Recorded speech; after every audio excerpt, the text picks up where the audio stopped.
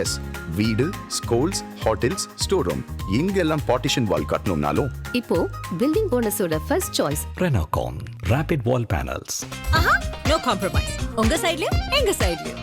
It's a GT promise. GT Holidays, South India's #1. ஆதன் சினிமனையில் அனைவருக்கும் ஒரு பெரிய வணக்கம்.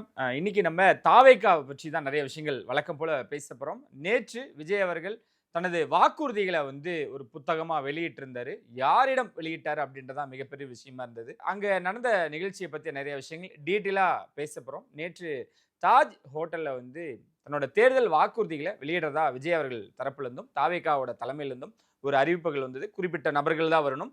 ஸோ இதை அது தாண்டி யாரும் வந்துடக்கூடாது, குழந்தைகள், கர்ப்பிணி பெண்கள், வயதானவர்கள் வரக்கூடாதுன்றது மீண்டும் ஒரு முறை தொடர்ந்து அவங்க சொல்லிட்டு இருக்க விஷயம்தான். விஜய் அவர்கள் வழக்கம் போல வராங்க, நிறைய விஷயங்கள் பேசுறாரு. அவர் பேசுறதுல எனக்கு நிறைய விஷயங்கள் ரொம்ப பிடிச்சமான ஒரு விஷயமா அமைஞ்சது. என்ன அப்படின்னு பார்த்தீங்கன்னா, நான் என்னோட தொகுதிக்கு, ஏன்னா 2 இடத்துல நான் போட்டியிடுறேன், நீங்கள் எளிதில் நீங்கள் என்னை சந்திக்கலாம், நானும் உங்கள் தொகுதிக்கு, அதாவது என்னோட தொகுதிக்கு வருவேன் அப்படின்றத இந்த கேள்விகளை முன் வச்சுக்கிட்டே இருந்தாங்க. அவர் வீட்டை விட்டு வெளியே வர மாட்டார், குறிப்பாக பனையூர் விட்டு தாண்ட மாட்டார் அப்படிலாம் சொன்னாங்க. நேற்று அதுக்கும் முற்றுப்புள்ளி வச்சிட்டார். எல்லா இடங்களிலும் கிட்டத்தட்ட அவர் பிரச்சாரத்துக்கு போன ரோட் ஷோவாக இருக்கட்டும், பரப்புரை பிரச்சாரமாக இருக்கட்டும், மக்கள் சந்திப்பு கூட்டமாக இருக்கட்டும், நிர்வாகிகள் சந்திப்பு கூட்டமாக இருக்கட்டும், எல்லா நிகழ்ச்சிகளிலும் சலிக்காமல் விஜய் அவர்கள் கடந்த ஒரு 2-3 மாதங்களாக முன்னாடி இருந்தே ஆரம்பிச்சிட்டாரு. அவரோட பயணமானது கிட்டத்தட்ட ஒரு அதிரடியான ஒரு பயணமாகவே இருந்துச்சுன்னு சொல்லாங்க. ஏன்னா ஒரு இடத்துல விடுபட்டாலும் அந்த இடத்துக்கு சேர்த்து அடுத்த முறை அவர் பயணிச்சிடுறார். இங்கே சென்னையை தொடங்கி கடைக்குழி கன்னியாகுமரி வரைக்கும் அவரோட அந்த சூறாவளி பிரச்சாரமானது இருந்துக்கிட்டே இருந்தது. மக்கள் அவங்கள ஆரத்தி எடுத்து விஜய் அவர்களை வரவேற்றாங்க. அவங்களால முடிஞ்ச எல்லாருமே ஒரு அன்பு பரிசாக கொடுத்து அவரை வரவேற்றிருக்காங்க. பூங்கொத்துலேருந்து கப்பு வரைக்கும் அவரை ரொம்ப நெகிழ வச்சிருக்காங்க அப்படின்னு தான் சொல்லணும். இந்த மனுஷனுக்கு எனக்கு தெரிஞ்சு இது போதுங்க. தேர்தல் அப்பாற்பட்டு இத்தனை வருஷமாக நம்ம படம் நடிச்சிட்டோம், ஒரு ஆடியோ லான்ச், இந்த மாதிரியான விஷயங்களை மட்டும் தன்னோட ரசிகர்களை மட்டும் ஒரு இடத்துல வச்சு சந்திக்கிறோம். உங்களுக்கு ஏதாவது ஒன்று பண்ணணும்னு அந்த மனுஷனுக்கு தோணுது பார்த்தீங்களா? அரசியலுக்கு வந்ததும் இத்தனை ஆண்டு காலமாக நம்மளோட பயணிச்ச எல்லாருமே கட்சினா என்ன, அரசியல்னா என்னன்னு எல்லாரையுமே அப்படி ஒரு மாற்றத்துக்கு கொண்டு வராரு. கொண்டு இவ்வளோ விஷயங்களை அவர் பண்ணதே பெரிய ஒரு பாராட்டக்கூடிய ஒரு விஷயம் தான். நிறைய நடிகர்கள் கட்சி தொடங்கியிருக்காங்களே, நிறைய ரசிகர்கள் தொண்டராக மாறி இருக்காங்களே, அதுலேருந்து நம்ம எப்படி வேறுபடுவோம் அப்படின்ற ஒரு பார்க்கும் பொழுது அதுலேருந்து நாங்கள் தனியாக இருப்போம். இளைஞர்கள் முதல், அதாவது குட்டீஸ்லேருந்து பார்ட்டிஸ் வரைக்கும் நம்மளோட கட்சியும் நம்மளோட கட்சி சின்னமும் விஜய் அவர்கள் யாருன்றதையும் கொண்டு போய் சேர்க்கணும். விஜய் அவர்கள் யாருன்றது ஆல்ரெடி தெரியும், எதற்காக இந்த கட்சியின் சின்னம் என்ன அப்படின்றத இன்ன வரைக்கும் கிராமமாக, அதாவது ஒவ்வொரு வீடுக்கும் கொண்டு போய் விஜய் அவர்களோட கட்சியை பற்றியும் கட்சியோட விவரங்கள் பற்றியும் இளைஞர்கள் சொல்ல முயன்றிருக்காங்க பாருங்களா. அது மிகப்பெரிய ஒரு விஷயம். ஏன்னா என்ன ஒரு எதிர்பார்ப்புமே இல்லைங்க. ஒரு காலேஜ் படிக்கிற பையன் காலையில் காலேஜ் போயிட்டு ஈவினிங் டிவிகேவோட அவங்களோட பிரச்சார கூட்டத்தோடு சேர்ந்து அவனும் நானும் வரேன் அப்படின்னு சொல்லிட்டு செல்லுறதெல்லாம் நம்மளால் நேரடியாக பார்க்க முடியுது. ஏன்னா அது ஒரு மிகப்பெரிய ஒரு ஆரோக்கியமான விஷயமும் கூட. ஏன்னா அரசியலாக்கப்பட்டிருக்காங்களா, அதுவே பெரிய விஷயம்தான். ஸோ நேற்று அவர் சொன்னது அதுதான், நான் என்னோட தொகுதிக்கு கண்டிப்பாக வருவேன், விஜய் அவர்களை பார்க்கவே முடியாது, பார்க்கறது கஷ்டம் அப்படின்னு நினச்சிக்கிட்டு இருக்கீங்களே, அது தப்பு, அப்படி இல்லை அப்படின்றத ரொம்ப அழுத்தமாக விஜய் அவர்கள் சொல்லியிருக்காங்க. நம்ம தான் எலெக்ஷன் நெருங்கிருச்சு, என்ன நடக்க போகுது, இத்தனை கட்சிகள், இத்தனை கூட்டணி கட்சிகள் இருக்காங்க, இத்தனை பேர் நிற்கிறாங்க, இத்தனை பெரிய ஸ்டார் கேண்டிடேட் நிற்கிறாங்க அப்படின்னு நம்ம யோசிச்சுக்கிட்டு இருக்கோம்.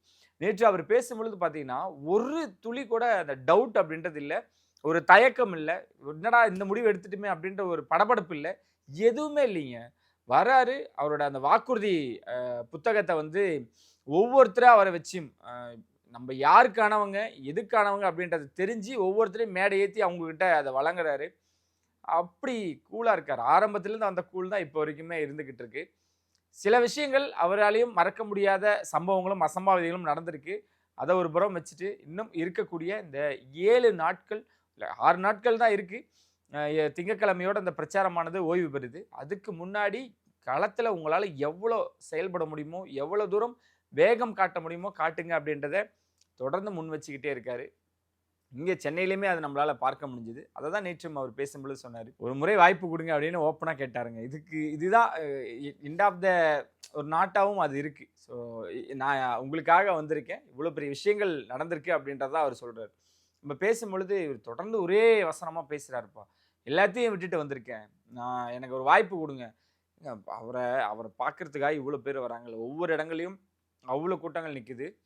எல்லாருமே அவர்ட்ட என்ன எதிர்பார்க்குறாங்கன்னு ஒண்ணு இருக்குல்ல. இன்னும் ஆக்ரோஷமா பேசினா, எந்தெந்த விஷயத்த எப்படி எப்படி பேசணும்னு அவருக்குமே தெரியும். இறுதியா பேசும்பொழுது, நான் ஏன் வந்திருக்கேன்னு ஒண்ணு இருக்குல்ல.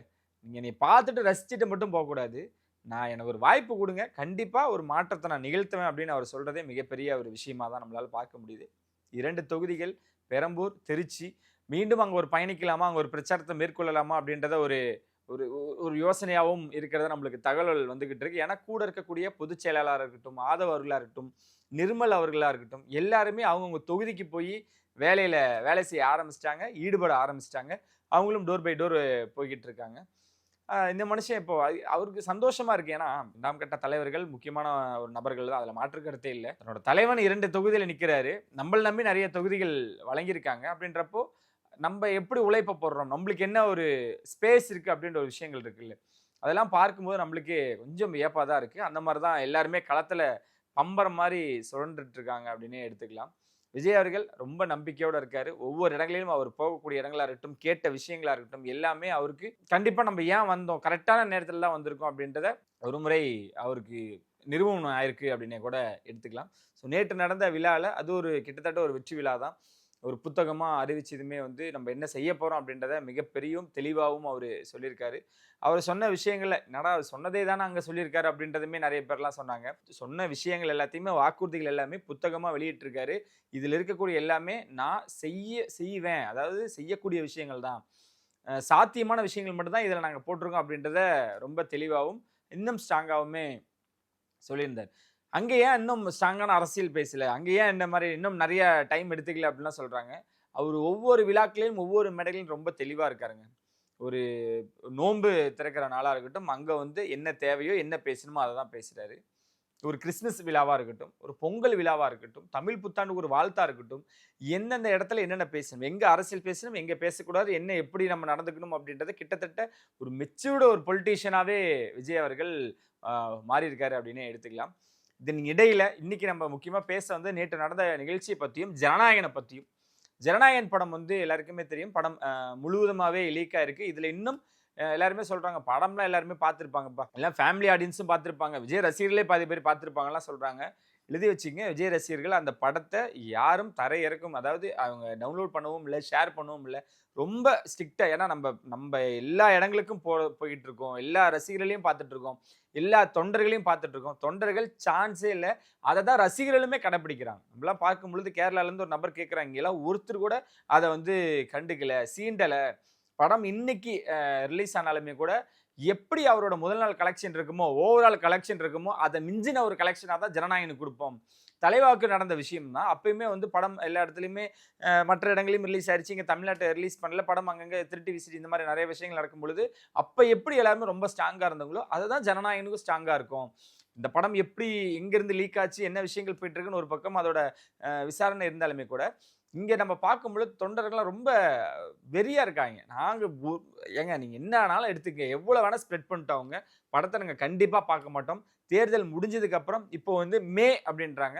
எந்த டேட் அப்படின்றது இன்னும் உறுதி செய்யப்படல. சிலர் வந்து டைரக்டா ஓடிடிக்கு வருது, பேசப்பட்டுக்கிட்டு இருக்கு அப்படிலாம் சொல்றாங்க. ஒருபோதும் அப்படி நடக்காது.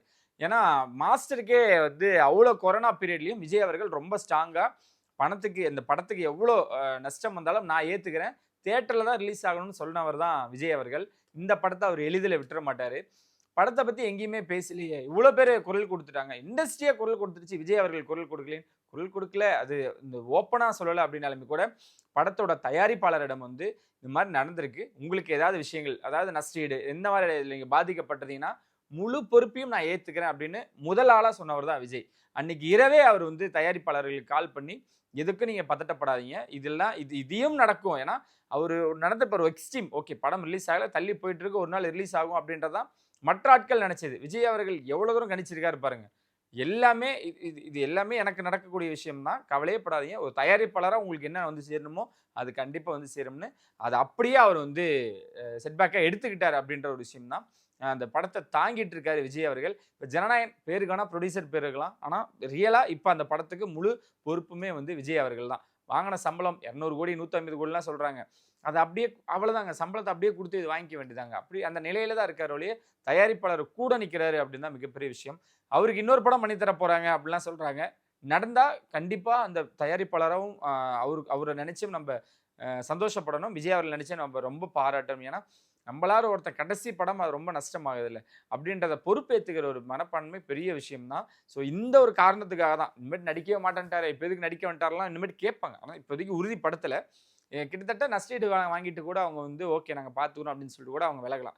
இருந்தாலும் மனிதாபிமானம்னு ஒன்று இருக்கு இல்லைங்க, இந்த மனிதாபிமானத்துக்காகவே விஜய் அவர்கள் இன்னொரு படம் பண்ணி தரேன்னு அவர் பேசிகிட்டு இருக்க சுட்டு வட்டாரங்கள் நம்மளுக்கு தகவல் வருது. அதையும் பொறுத்திருந்து பார்ப்போம். ஆனால் ஜனநாயகன் எப்படி வந்தாலும் எப்போ வந்தாலும் கலெக்ஷனில் ஒரு வசூல் அடிக்க போகுதுன்ற மாற்று கருத்தே இல்லை.